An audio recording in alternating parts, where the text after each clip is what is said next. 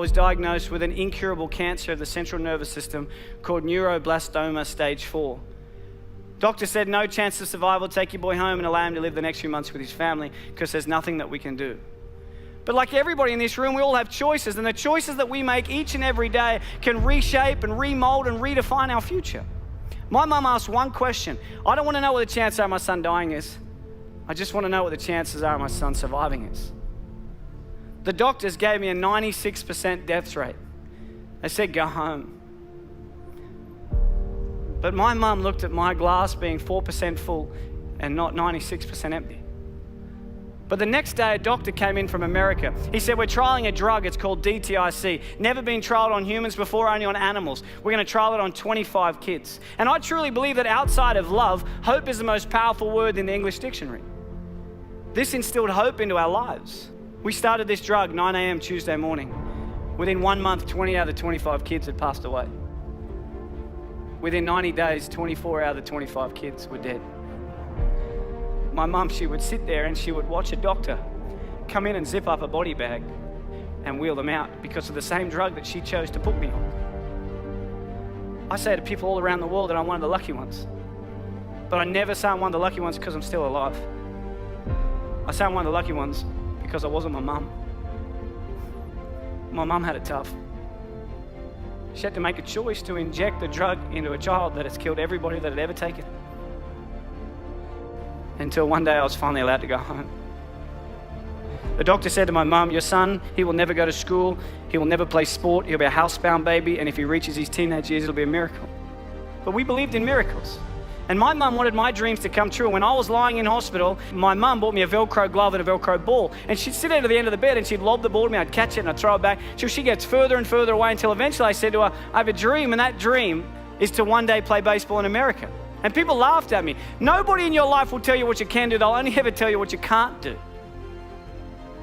My dream was to play baseball in America, and I wanted to do everything in my power to make sure that happened. And there was a lot of hiccups along the way. I had my first heart attack when I was 12. I had glandular fever, I had bacterial meningitis. But people kept telling me I wouldn't do it. So it made me work really hard to make sure I could do it. I was lucky enough at the age of 17 to sign a contract and live in America and play baseball. But as you know, life is like a roller coaster. You can get to a pinnacle point in your life and it can get taken away from you in a heartbeat. At the age of 18, I was playing baseball in Phoenix, Arizona. I slid into a base at second and I woke up 3 days later. And at the age of 18, I suffered my career-ending heart attack and I was sent home.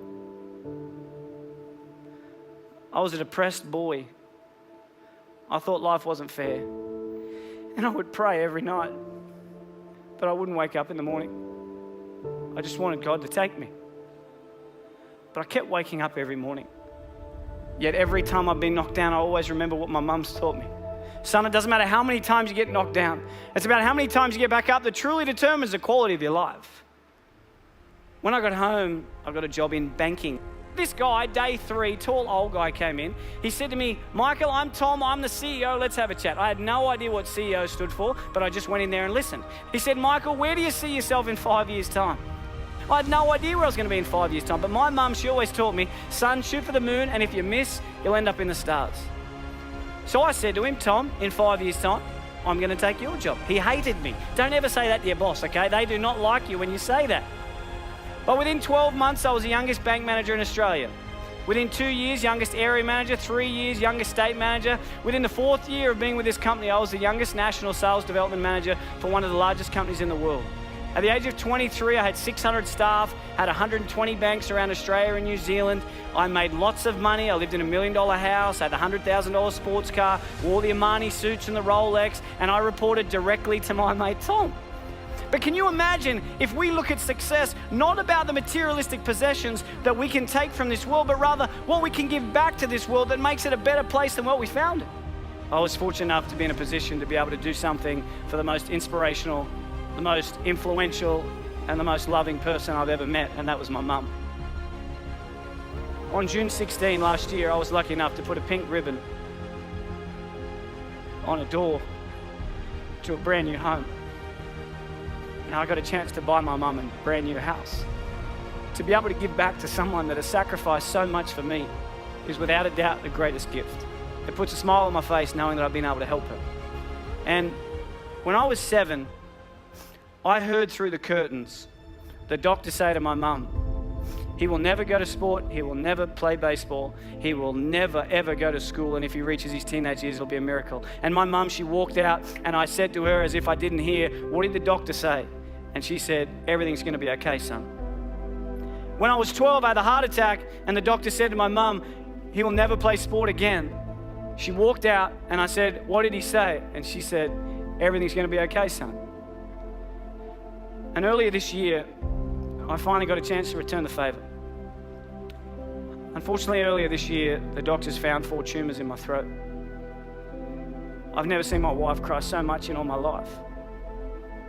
The doctor said to me, Michael, we're sorry, but tomorrow's not guaranteed. You need to slow down. But that's one thing we all have in common, because no one's guaranteed. I think that life is not about the amount of days that you live on this earth, but it's about what you fit into those days that allows you to live a remarkable life. And I remember driving home, and she called me, my mum, and she said, Mike, what'd the doctor say?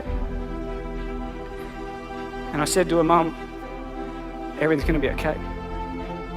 Every one of us, every single day, is blessed with the air that we breathe, the opportunities that we have. And I challenge you every single day to get out of bed and do something that your future self will be proud of.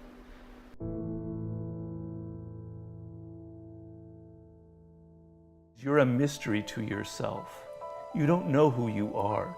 You have patterns of behavior and you're not even understanding that. You don't know why you're angry. You think you're angry because that person said something mean to you or did something wrong. But in fact, your anger probably stems from things from deep, deep within, from your childhood. And you're not reacting to that person, but to actually your parents and what they didn't give you. So question yourself and imagine that maybe your ideas don't come from yourself. Maybe you're feeling some political anger or whatever comes from the fact that you're just assuming it from other people. You're following things on Facebook and you're getting swept up in some viral emotion. You want to think that you're completely independent and autonomous, but maybe you're not as independent as you think. So admit you have a problem. Admit you don't understand the people you deal with. Even your spouse or your children, they're mysteries to you. You don't really know what they're thinking. So admit that first. People fly me out to consult with CEOs, political people who are very powerful and even in other countries. And the number one problem I find that they have is an inability to understand the people they're dealing with. And they make terrible hires or they marry absolutely the wrong person for them in their lives. Their emotions or their personal relationship bring them down. So this is like our Achilles heel, and I think it's gotten worse in the world today, that people are so focused on technology, but that we need to focus much more on human nature, on understanding people. That's the primary skill that you need in life. The Chekhov story is great because Chekhov was born in Russia, in the most miserable village. His father beat him every morning, and his siblings were a mess. And he started becoming really bitter, like, why me? Why me? He suddenly got sick of this story in his mind. Maybe I need to look at this totally differently. He would try and understand his father instead of judging him. And he went through a process where my father was born a serf, his father beat him, he was never allowed to go into the kind of work that he wanted to. So no wonder he became an alcoholic who beat me. He can't help it. Instead of hating him, I'm going to try and love him for this fact of nature that can't help himself, but is my father for who he is. And it changed everything that came to him later on. The brothers had the same reality, the same world that they were looking at, the same family. The one person, Chekhov, got famous and successful. The others just descended into suicide and alcoholism. So your attitude will mean what you get in life. And I've experienced this myself. I hate to say it, but it was kind of a near-death experience. My wife noticed I was acting very strangely. My whole body was weird. And I was basically kind of in a coma for about 10, 15 minutes. She called the ambulance right away. And if she hadn't called right away, I would have permanent brain damage right now, and I might not be alive. And I kind of freaked out. Like, what's happening to me? Where am I? What happened to my body? I'm a very independent person, very willful. I like to imagine myself like I can do anything I want. And suddenly I'm put in the position of being a baby, dependent on people to clothe me, to feed me. I can't walk very well. I have no control over my left side of my body. I wasn't an athlete, but I loved exercise. Not all of that wiped away. So what am I going to do? Am I going to start feeling sorry for myself? I had to accept that this is a fact of life, and how can I make it into something strong? How can I turn this into a positive? So if I got all bitter and railed against fate for making me who I am, for this stroke that ruined my life, that took away everything that I value, I can't travel, I can't drive, I would become a different person. I would become somebody who limited my scope of activity.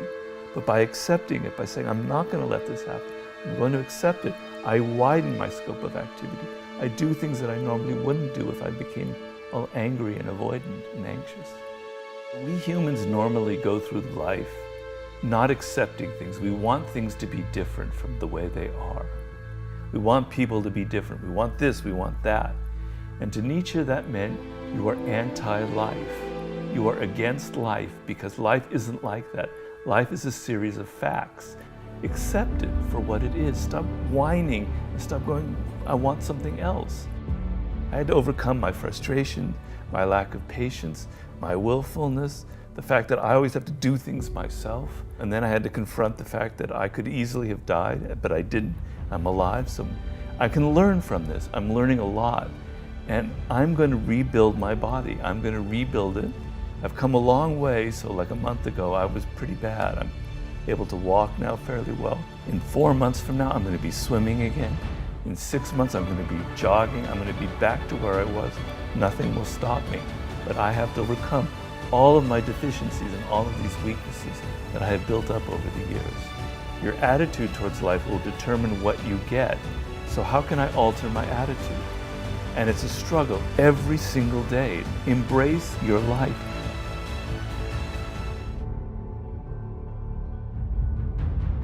I got on the next bus. I sat in the very last seat in the middle row. We began to drive out to the Golden Gate Bridge. And that's when it hit me. I realized I didn't want to die at all. I realized that I said, well, what are you doing, Kevin? Get off the bus. I just wanted the pain to stop. That's the common denominator of people we lose to suicide. They just want the pain to stop. I was walking up to the bus driver hoping that he would see my pain. But I could not say it overtly. I could not tell him to look at me and say, hey kid, are you okay? Hey kid, is something wrong? Can I help you? The bus got to the bridge. I sat there crying. Bus driver turned, he stood, he looked at me and he said, kid, come on, get off the bus, I gotta go. There was a guy to my left, said to the fellow next to him while pointing at me with his thumb, what the hell's wrong with that kid, with a smile on his face. I thought, that's it. Nobody cares. Nobody cares. Come on. Everybody cared. I just couldn't see it. I walked back toward the traffic. I ran as fast as I could, and I threw myself over the rail. The millisecond that my hands left that rail, instant regret for my actions. And the absolute recognition that I just made the greatest mistake of my life. I hit the water. A vacuum opened up and sucked me beneath the water about 70 to 80 feet. My legs were completely immobile. I had shattered my lower vertebrae into shards like glass. But then I opened my eyes. The deep, dark depression that brought me to that day had disappeared. The only thing I wanted to do, needed to do, had to do was survive. I realized I was going down. I shot for what I thought was the surface.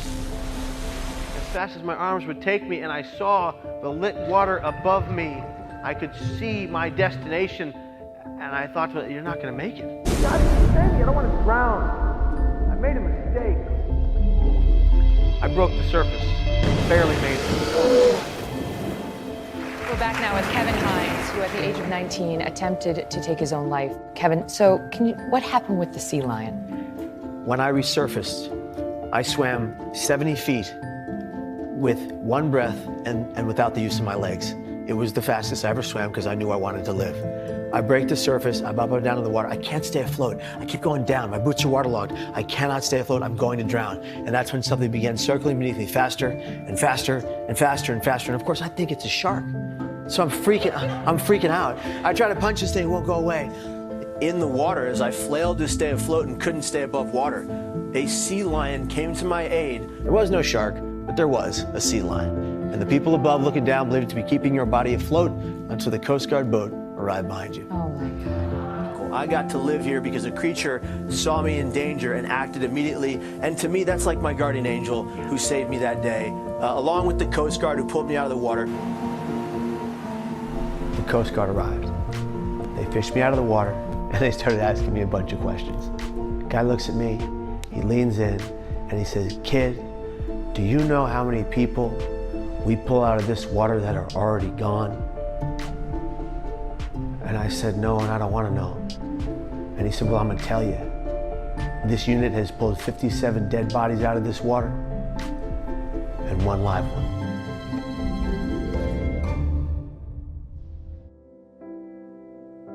Our next guest today also attempted to end his own life, but Kevin Hines survived and now uses his life to spread the message there is hope and there is help. I want to help people understand that their thoughts don't have to lead them to an attempt. Their thoughts don't have to become their actions when they're suicidal. You're gonna help change people's lives, okay? That's your goal, that's your life goal. Change people's lives for the better, okay? All right, let's see. If we do not talk openly about what suicide is, who it affects, and how it affects them, if we do not use the word safely, with education and awareness, we run the risk of missing all those people who have it on their minds. But I say to you now, the next time you see someone in obvious emotional distress, I beg of you to walk up to that person and say something to the effect of, "Are you okay?" You could quite literally save a life in that moment. Everywhere I go in the world, and I travel everywhere I can to talk about this story, when you tell someone's story, they tell you theirs. And then they tell you their truth for the first time they've never told anybody in their lives. So my purpose is to ignite people to share the truth, because a pain shared is a pain halved. Anybody out there watching this right now, considering it, what do you want them to know? Stop. Breathe. In 4 seconds, out 8. Do it 30 times. Stop. Breathe. You got plenty of time to die. It doesn't have to be by your hands. That destroys everyone left behind, but don't feel guilty about it. You want to live because you deserve this life. One thing you should never do is silence your pain. I silenced my pain for years. I buried it deep down inside me like so many people do, and I lost myself. And it came out in a burst of rage against myself that led me to attempt to take my life. I thought I had to die, and I was wrong. Learn from me.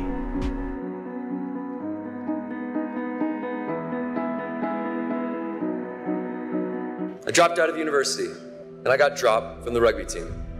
I became a shut-in in my parents' house, unable to leave. And all of this caused me to slide into a depression. Now, these feelings lasted for months until my friends insisted that I join them to live and work in a new town for the summer. Not only then did I start to feel like I was coming out of my fog. And after that summer, I made a decision to only surround myself with people that inspired me. I didn't know it then, but that one small decision would completely change the rest of my life. And one kid came to mind. His name was Johnny. And I said, "Johnny, let's make a movie." The problem was we had no idea what we wanted to make a movie about. There were so many things that we wanted to do, but we hadn't done them because they were buried. We were buried by work, by school, by life, and we had moments of inspiration, but eventually those became buried by the day-to-day. We asked the question, what do you want to do before you die? And with that, we made a list of our buried dreams. right? We just decide to make the most epic bucket list of all time. So if anything were possible, what would you do? And the list items that I was convinced were impossible have somehow been checked off. Well, we would make our own TV show, write a #1 New York Times bestseller, tell a judge you want the truth, you can't handle the truth, walk away from an explosion in slow motion, and have a beer with Prince Harry. We also made a promise. Every item we crossed off our bucket list, we'd help a complete stranger do something on their list. I wanted to find a story in Utah, a story of helping someone else do something that they want to do. And we found an incredible story with the help of the university. And it's proof that sometimes it doesn't take much to make a huge impact.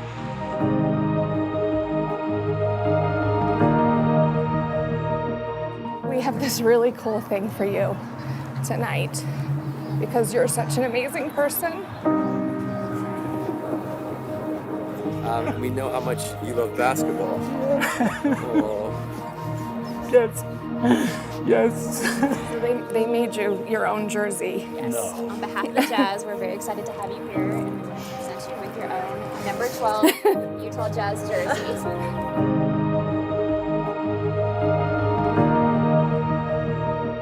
If he can do that, I can do anything. So oddly enough, it's not these big list items that mean the most. It's been the times when we've helped other people do what they love that remain the highlight. And it all started with a bucket list. We asked the question, what do you want to do before you die? And the list items that I was convinced were impossible have somehow been checked off. List items like number 95, play basketball with President Obama at the White House, sit with Oprah. And we even crossed off, have a beer with Prince Harry. Just know that there will be ups and there will be downs. There will be times when you struggle.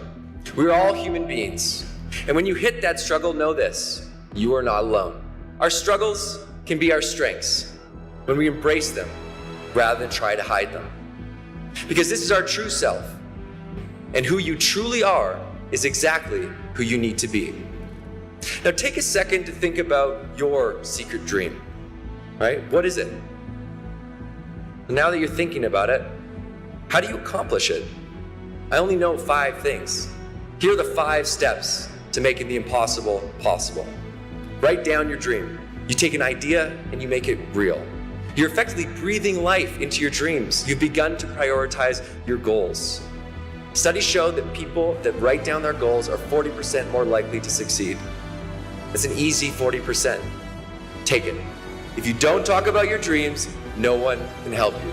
And I guarantee help will show up in the most unexpected ways. Some people don't talk about their biggest dreams because they're afraid of what other people might think, or they're afraid of failure. Well, failure is usually a course correction to success. Persist. You fail because you stop trying. Success depends on consistency of effort as much as it does of quality of work. You can produce great work and not have it recognized. Trying again and again makes all the difference. Step 4, take moonshots. Quite simply, a big dream motivates you to get out of bed every morning, and it attracts the best people and best talent by your side. You want those people standing next to you. And finally, step 5, give. When people see you out in the world helping others, they want to help you.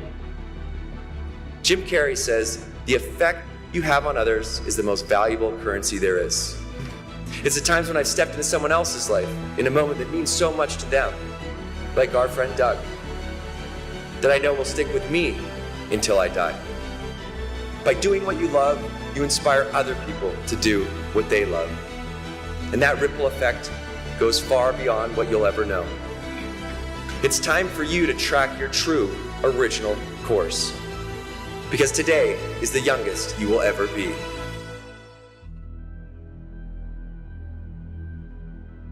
When you pity people who are sick, you take away their power. That I am sick, I will probably always be sick, and yet I am 100% content and happy with my life. 100%. And I have something called cystic fibrosis, but I'm actually not here to depress you all about cystic fibrosis. I'm actually here to talk about how do we change the way that we treat sick people? How do we stop pitying them and we start empowering them? The way that our society works, we teach sick people that when they are sick, somehow, some way, they cannot be as happy as normal, healthy people, right? We teach them that their happiness, their contentment in life, their joy in life is tied to how healthy we are.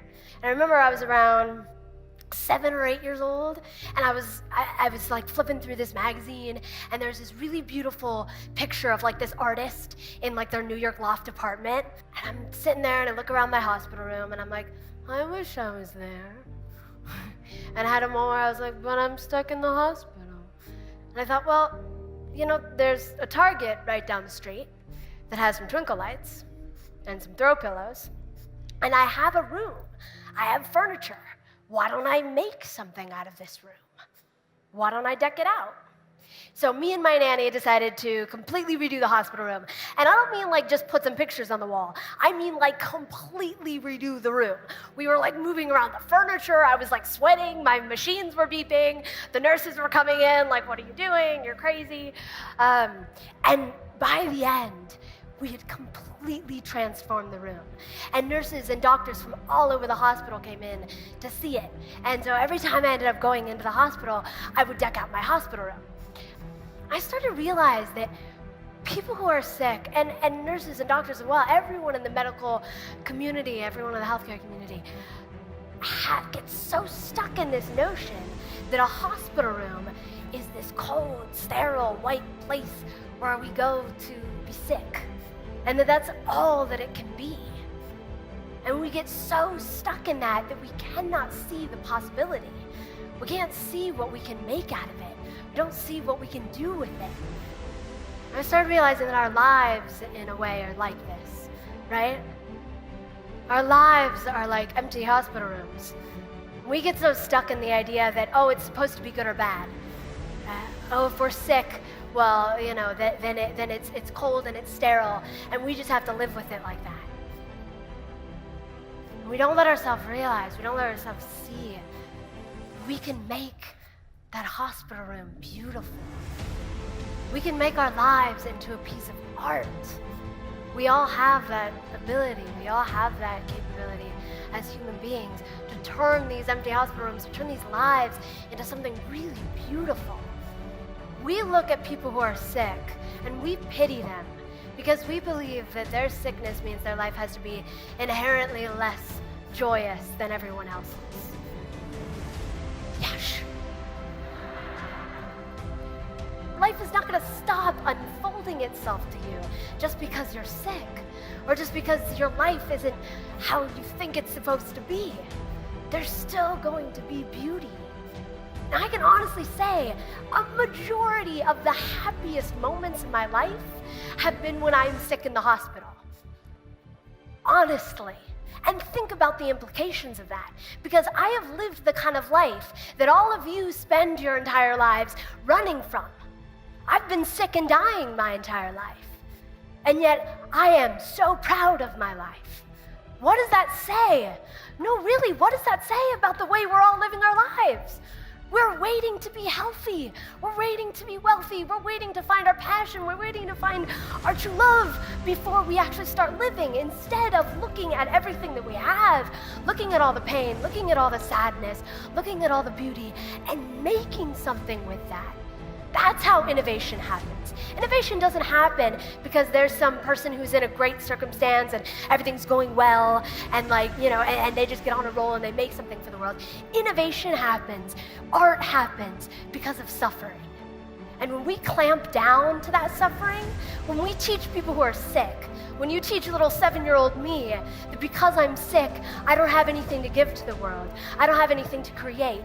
So I want to encourage you all, next time you meet someone who's suffering and who's in pain, instead of shutting down, instead of pitying them, why don't you think, I bet their life is so beautiful. Really look at them and think, I bet their life is so complex and beautiful. We all get to be a part of this giant human epic story. right? We get to be a part of human history. We get to add to it. We have something to give. And we realize it's what we're creating that matters. It's what we're adding to this beautiful story that matters. When we start looking at that, we can change the world.